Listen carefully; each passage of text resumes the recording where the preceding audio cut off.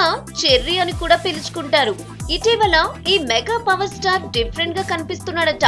ధృవ movie దగ్గర నుంచి మొత్తం మారిపోయినట్లు టాలీవుడ్ లో టాక్. ప్రతి విషయంలో వైవిధ్యంతో పాటు కంటెంట్ ఉండే విధంగా జాగ్రత్త పడుతున్నారు.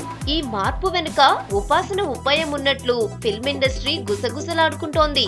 ముంబై నుంచి ఓ పబ్లిక్ రిలేషన్ ఏజెన్సీని హైదరాబాద్ తీసుకొచ్చినట్లు టాక్ నడుస్తోంది. వాళ్ల సూచనలు సలహాలతోనే ఇటీవల సోషల్ మీడియాలో చరణ్ తో ఇంటర్వ్యూలు ఇప్పించారట. ఈ ఇంటర్వ్యూ దేశవ్యాప్తంగా అన్ని లీడింగ్ మీడియా గ్రూప్స్ కు లింక్ అయిందట. ఇప్పటి వరకు మెగా గ్రూప్ క్రేజ్ లో ఉన్న చెర్రీ ఇక నుంచి ఇండివిడ్యువల్ గా ఇమేజ్ డెవలప్మెంట్ లో ఉన్నాడని టాక్. గతంలో నమ్రత ఇదే బాటలో మహేష్ ను తీర్చిదిద్దిన విధానం తెలిసిందే. ఆ తర్వాత ప్రిన్స్ 7-8 మల్టీనేషనల్ యాడ్స్ చేసిన సంగతి కూడా తెలిసిందే. ఈ విధంగానే బాలీవుడ్ లో రామ్ చరణ్ తో 2-3 సినిమాలు చేయించాలనే ప్లాన్ కూడా ఉన్నట్లు సమాచారం.